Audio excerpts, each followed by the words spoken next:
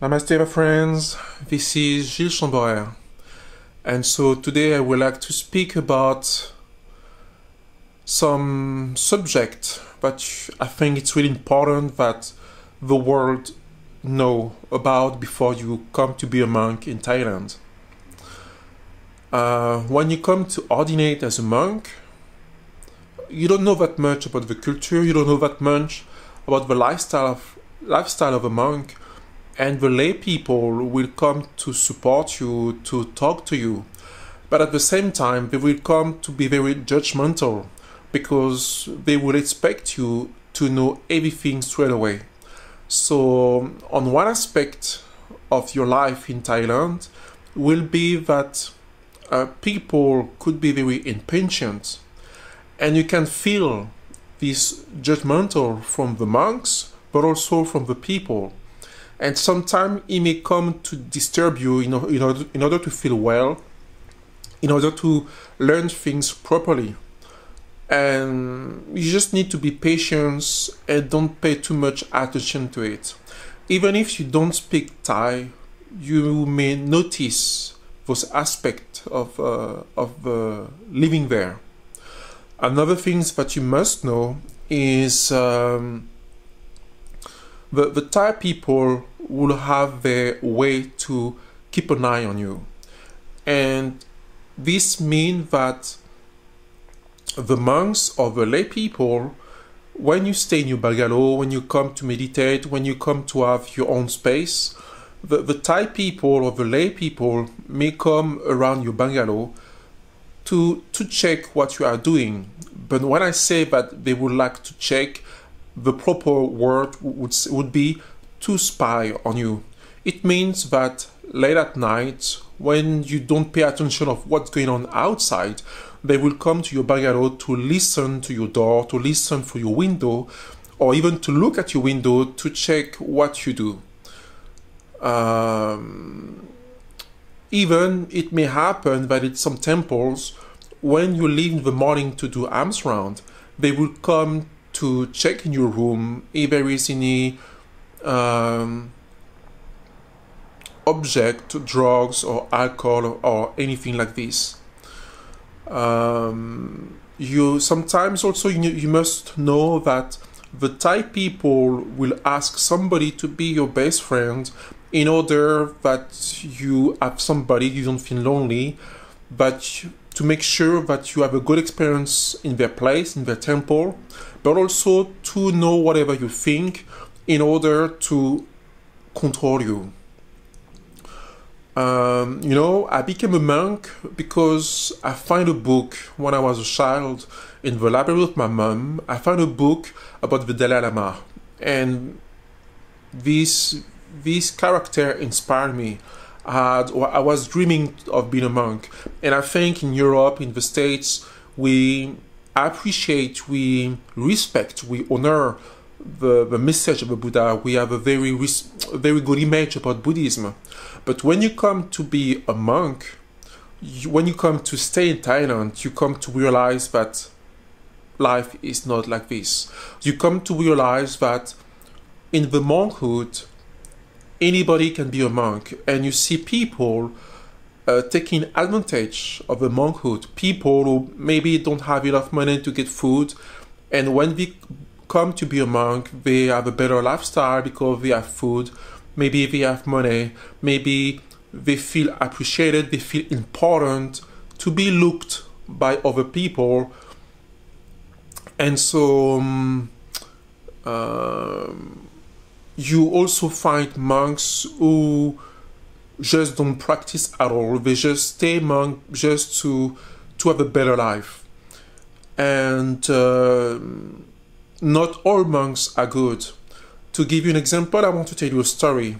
Once I was in a temple in the south of Thailand, and it was about the Kaopensa. The Kaopensa is a period of time of 3 months in the raining season when monks have to stay together in a temple to pray morning, evening, and meditate and have a duty. And during this period, I stayed in a temple, and one of the monks, he was a new monk, two years He was 2 years as a monk, and this monk didn't like me. I don't know if it was about my color, about the fact that I was a foreigner, about the fact that people appreciate me, about the fact that I had a good situation. Nevertheless, this monk started to convince the other monks not to be friends with me. He started to develop jealousy, envy, hatred inside the heart of the other monks, and try to always give a bad judgment, a bad view about me. And what this monk was trying to do, it was trying to make a situation or create a feeling within me that I would leave the temple, deliberately leave the temple and go away. But I decided, no, I wanted to stay. I am free to stay, and I belong to the temple as of a monk. And so for 3 months, I stayed in the temple, but I didn't say anything to that monk. I didn't do anything to that monk. And when that monk realized that I wanted to stay in the temple, then he decided to go to another step. And that step was that every day, every morning, monks has to go to Bindabat to receive food. And at some point, I realized that my food was very bad. I realized that somebody put some poisonous product in the food. And then I come to realize that every day, some people put food in my bowl. When I was doing alms round, some people put some poisonous product in my food in order that I would become sick. So, and then I come to realize that this monk arranged a situation in which every day I would receive bad food, poisonous food, and become sick.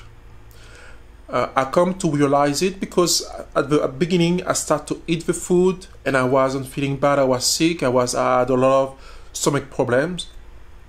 And then when I come to eat this food, to find out that every day I had some poisonous food, then I come to realize the whole situation. And I tell you, I wish nobody to be in that situation. And you have to know that this is a really common situation in Thailand. Once I come to be in a temple, and the abbot of this temple had a few dogs, and somebody in the village hate this abbot. And what did this person do? This person come around the temple with some meat, put some poison in the meat, and when the monk come to go out, and the dogs come out also of the temple, they come to find the meat around the temple and eat this meat. And few hours later, when the monk come back to the temple, he comes to discover his dead dogs. And I know that monk stays many years in that temple, and he lost maybe 6-8 dogs. He doesn't know the person who does this, but just to show you how people can be awful. People can be awful, but also monks can be awful. They can have jealousy, they can speak behind you. Something that you must be aware is that Thai, they love chit-chat, and they keep this habit even within temples. And when you come to chit-chat, progressively you come to give a lot of judgment about people, critics about people, and slowly you go away from the good attitude of a monk. This has nothing to do with the monkhood, but very sadly, the Thai monks tend to keep this habit to chit-chat a lot within the temple, and this come to destroy a lot the good atmosphere. But anyway, and I think many of the foreigner monks comes to see that it's really annoying that the Thai people come to chit-chat a lot. Sometimes it's a waste of time. But most of the time it's a waste of time. So what I would advise is keep on your practice, isolate yourself, and let it be. Develop metta for yourself, develop metta, send metta to other people. But my message to you today is to let you know that being a monk is a very, very, very good experience. It will transform your life.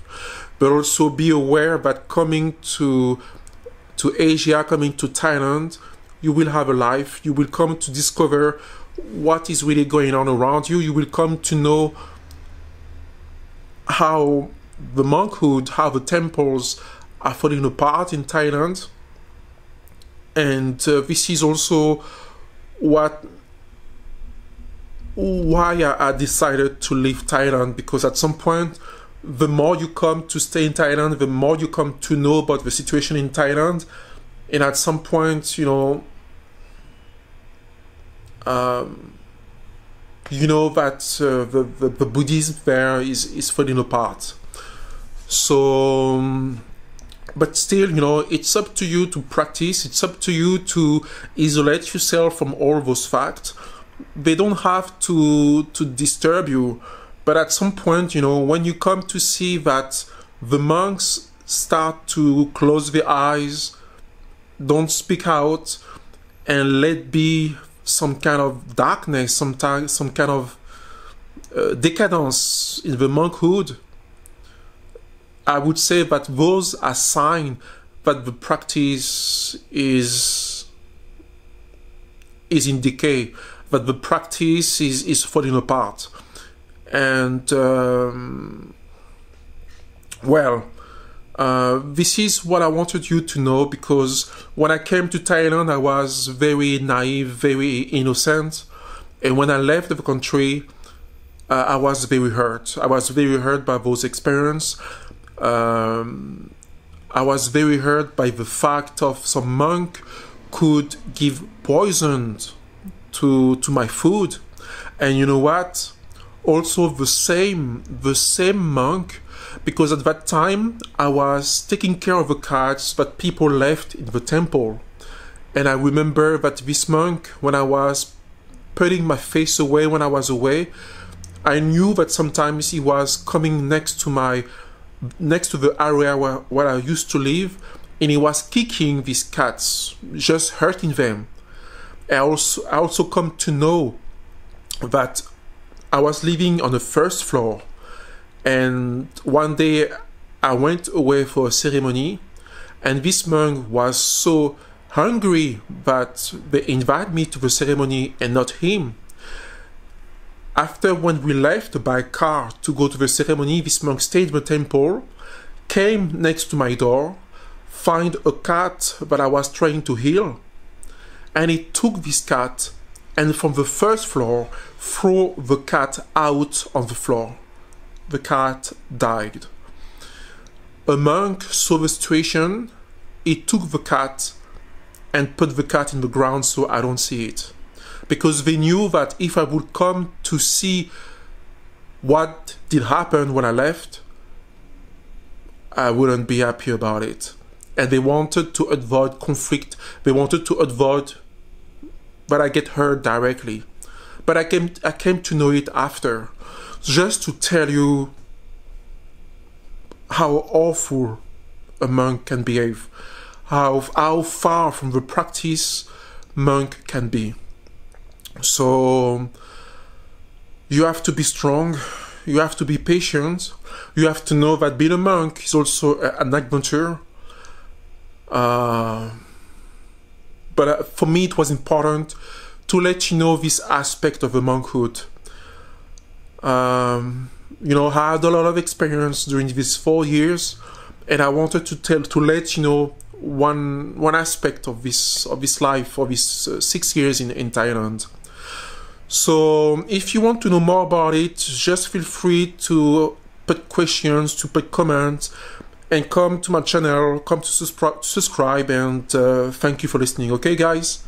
Namaste.